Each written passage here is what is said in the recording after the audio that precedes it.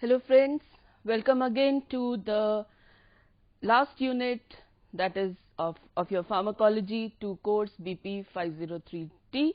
In our earlier lecture, we talked about the pharmacology of androgen and anabolic steroids. In this lecture number 39, we will be focusing on the pharmacology of estrogen. So let us start. I am Dr. Monica Sachdeva, Principal and Professor working at Department of Pharmacy, Rajkumar Goyal Institute of Technology. This presentation will take you through the classification of various estrogens, how these effect of estrogens are produced, what are the various pharmacological actions, their adverse effects and their uses, and we will also talk about the SERMs and the antiestrogens. So let us start.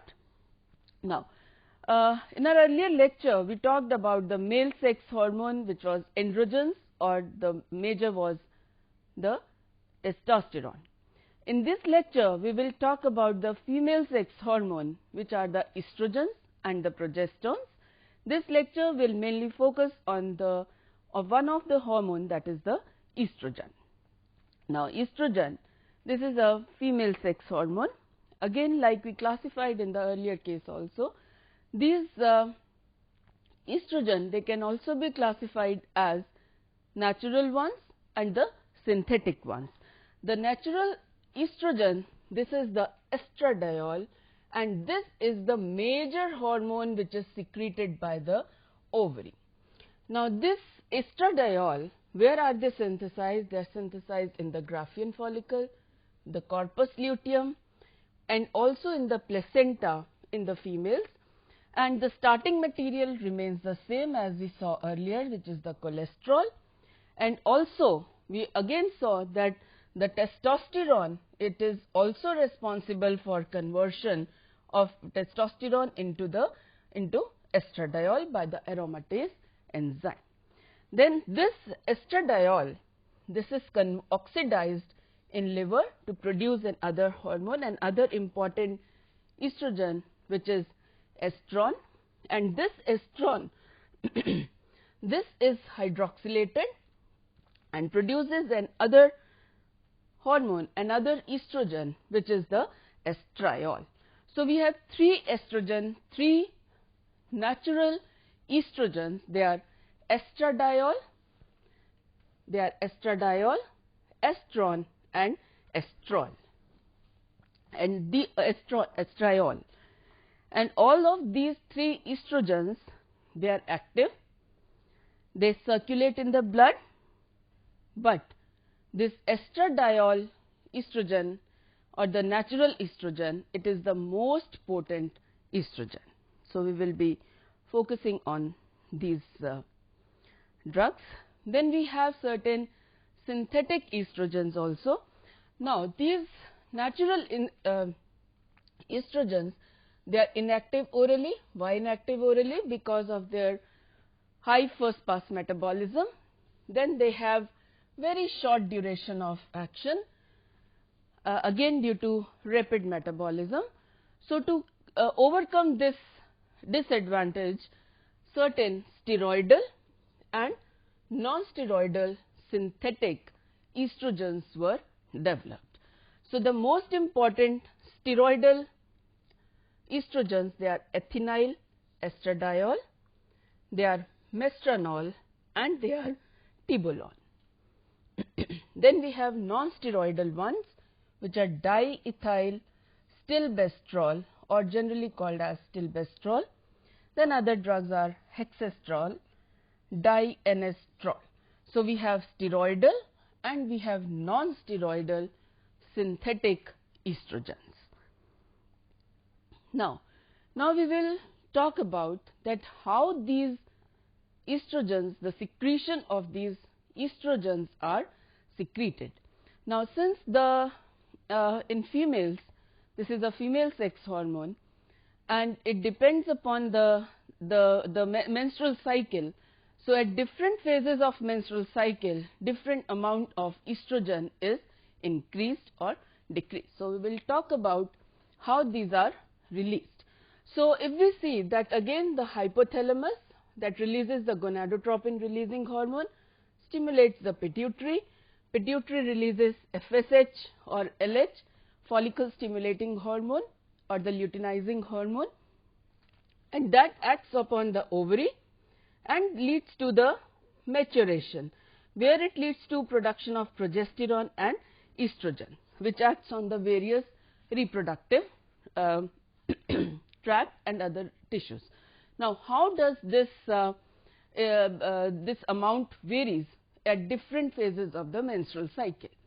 Now, the daily secretion of estrogens in the menstruating women, it ranges from about 10 to 100 micrograms, and that depends upon the phase of the menstrual cycle. Now, the secretion, it starts from the Graafian follicle under the influence of follicle stimulating hormone. After ovulation, that ovulation means when the ova is released, this corpus luteum, it continues to secrete estrogen till about 2 days before the menstruation. And estrogens, they exercise feedback inhibition by the direct action of, you can see here, direct action on the pituitary as well as on the hypothalamus. So, when there is increase in the level of the estrogen, they can the negative feedback can go through the interior pituitary as well as through the hypothalamus.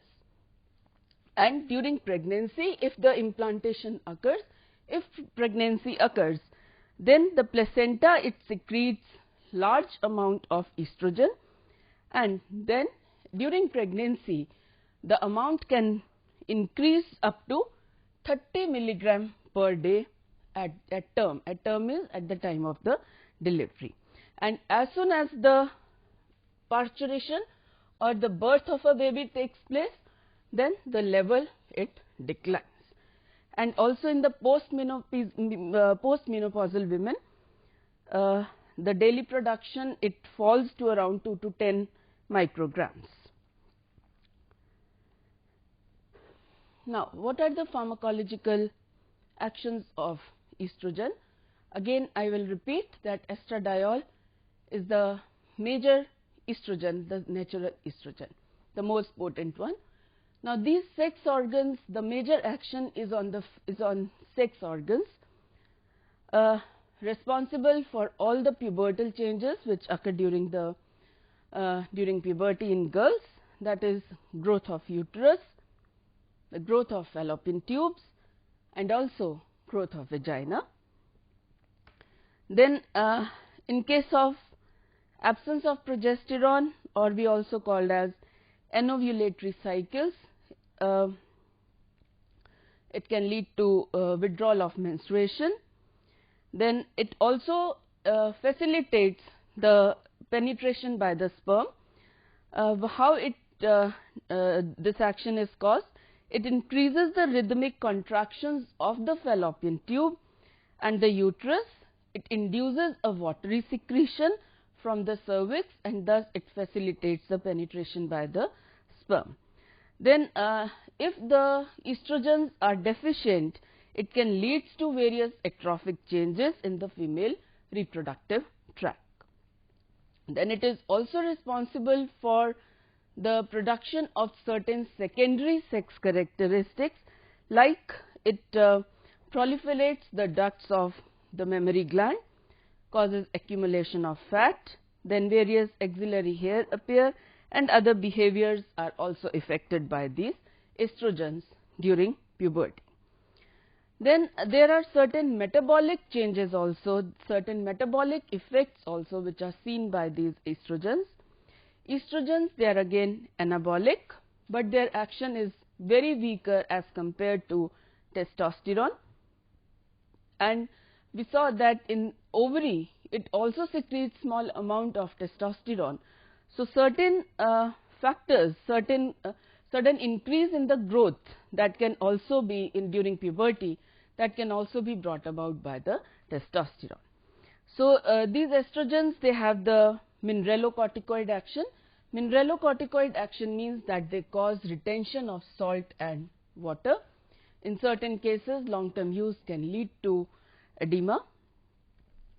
Then they also increase the plasma concentration of HDL, that is high density lipoproteins, and this is a beneficial effect, and it contributes to the low risk of atheromatous diseases which occur in the postmenopausal women. It also increases coagulability of the blood, thereby increasing the risk of thromboembolism. But this effect is dose related. As you increase the dose, as you take it for a longer period of time, this effect, increased coagulability of the blood, can occur. Then certain other pharmacological actions attributed to this estrogen, they are on the bone. Now this estrogens, they are important for maintaining the bone mass. How they maintain the bone mass? That is by retarding the bone resorption. They retard the bone resorption, and thus they maintain the bone mass. Then they also reduce the maturation and activity of osteoclasts, and thus they maintain the positive calcium balance. So that is how they have a positive, the bone mass is maintained by the on the bones. Now what is their mechanism of action? Again, these estrogens, they exert their actions through the receptors, which we call as estrogen receptors. Now again, the same class of family of the receptors as we talked about the testosterone. They bound to SHBC. Estrogen, they diffuse into the plasma membrane, binds to this estrogen receptor in the cytosol. Again, they undergo the conformational change, form the dimers. These dimers, they translocate into the nucleus and bind to the promoters, which are called as the estrogen receptor elements, and these elements, they then lead to the transcription through various cofactors, and the gene expression is then modulated, and this is how the action of these estrogens, it is produced. Now there are two distinct types of estrogen receptors. These are estrogen receptor alpha and they are estrogen receptor beta. So this estrogen receptor alpha, it predominates in the uterus, in vagina, bone, hypothalamus and blood vessels, and the estrogen receptor beta, it predominates in the prostate glands of the males and in the ovaries in the females. So all the actions which we saw, which are produced, if it is in uterus, vagina, bone, hypothalamus or the blood vessels, they are expressed through estrogen receptor alpha. And estradiol, it binds to both the receptors with equal affinity. We know that in males also, since it is expressed in the prostate glands, and testosterone is also converted into estradiol. So this estradiol, it has equal affinity for both the receptors, estrogen receptor alpha as well as beta. Now coming to the kinetic properties of estrogen, that is how the drugs are absorbed, distributed, metabolized and excreted.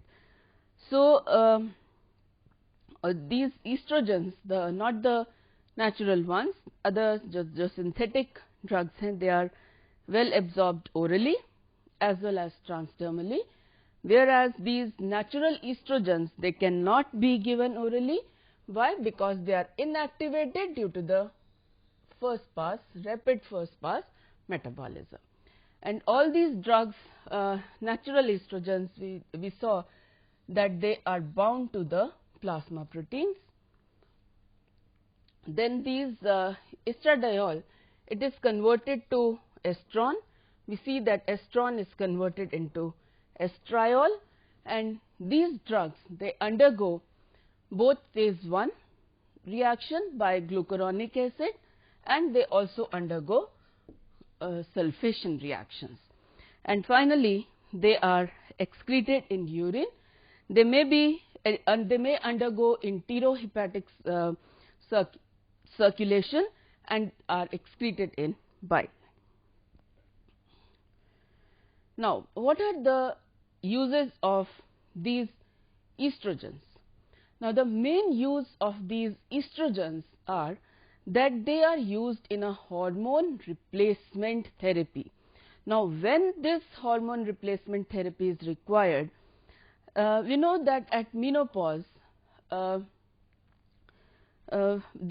females, when they undergo menopause, that is the stoppage of their menstrual cycle, there is a cessation of the ovarian function, and at that time the women, she suffers from a various number of physical consequences, various psychological and various emotional consequences. So this estrogen or the hormone replacement therapy, in short we call it as HRT, it suppresses all those pre-menopausal syndromes like hot flashes which occur due to the vasodilation. They also prevent the atrophic changes and the osteoporosis. We saw that in the pharmacological actions, we saw that it is responsible for maintaining the bone mass, responsible for the calcium balance. So when there is decrease in the estrogen level, it may lead to the osteoporosis. So this HRT, by giving estrogen as hormone replacement therapy, all these premenopausal or menopausal symptoms, they can be they are suppressed. Then the drugs, they are also used in primary ovarian failure, like in case of Turner syndrome, where the ovary is not developed, the estrogen is not released, the female sex hormones are not released.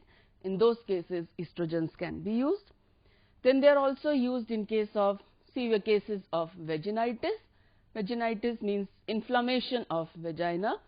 In that case also estrogens can be used so that the dryness of the vagina which occurs during vaginitis, that could be treated. Then they are also used as the contraception in various contraceptive pills. We will talk about it later on. And we also saw that it is also expressed in the prostate glands in the males, so it can also be used in the prostate cancer. Then certain adverse effects which are associated with estrogens, that can lead to tenderness in the breast, nausea, vomiting, because it has got mineralocorticoid action, so it can lead to retention of salt and water, which can lead to edema, and also the risk of thromboembolism. Then during postmenopausal replacement therapy, in certain women it can lead to menstruation like bleeding. Then it can also lead to endometrial hyperplasia, that is the endometrium, it increases.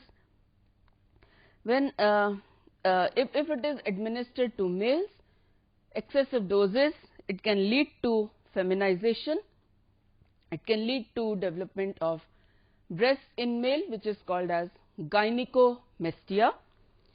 Then estrogen administration to pregnant women, it can cause genital abnormalities in the offsprings. So that is why estrogens, they are totally contraindicated in pregnancy, that is, they should not be given in pregnancy. So that was all about the estrogens. We will now talk about the selective estrogen receptor modulators. In short, we call them as SERM. Again, these drugs also, they interact with the estrogen receptors, and depending upon which tissue type, they can have both the action, agonist action also, or they can have the antagonistic action. And the SERM, the drugs, they are tamoxifen, raloxifene and torimifene. What are the drugs? They are tamoxifen, raloxifene and torimifene. Now, what is this tamoxifen? Tamoxifen is a competitive antagonist to the estrogen at the receptors in the breast. Fine. So, they are antagonist to the estrogen receptors in the breast, and they are partial agonist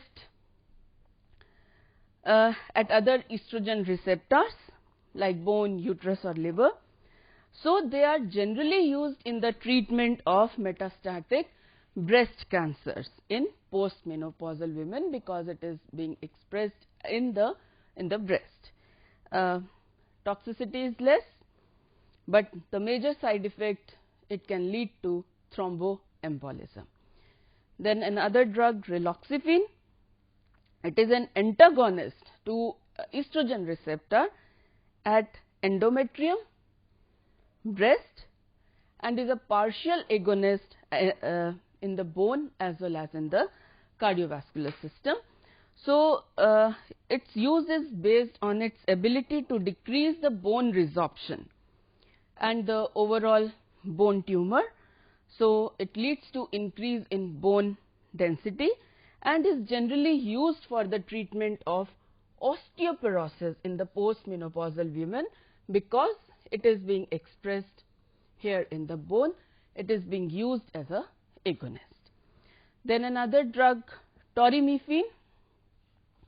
It has again similar, all the effects are similar to that of tamoxifen, but it carries with it a risk of endometrial hyperplasia, and these cancer, they are not seen with this torimifene, and generally used with in case of postmenopausal women who have got metastatic breast cancer. Then another class of drugs is estrogen, it is anti-estrogen. Now, what do we mean by anti-estrogen? Anti-estrogen means that these drugs, they are the pure antagonist of estrogen receptors. In earlier SCRM we saw that the drugs, they could be either agonist or they could be antagonist. In certain tissues they act as agonist, in certain tissues they act as antagonist. But these drugs, anti-estrogens, they are pure antagonist of the estrogenic receptors in all the human tissues, and the drug is called as the clomiphene. Now, how does this clomiphene act? Generally used as a clomiphene citrate. It competitively it blocks both the receptors, estrogen receptor alpha and also estrogen receptor beta, and it opposes or it abolishes the negative feedback mechanism effect of the androgen receptor. Okay, so all these जो negative feedback mechanism है, that is abolished. जब negative feedback नहीं होगा तो what will happen? There is stimulation of release of the gonads, that is the FSH and the LH, it increases, the hormones increases, and this induces the ovulation. So, that is how this anti-estrogen or clomiphene as anti-estrogenic drug it acts. It opposes the negative feedback mechanism and stimulates the secretion of FSH and LH and induces ovulation. So, as we can see from its mechanism of action, it is used in case of infertility. Infertility due to anovulation. Anovulation means when no ovulation is occurring, when the ova are not released.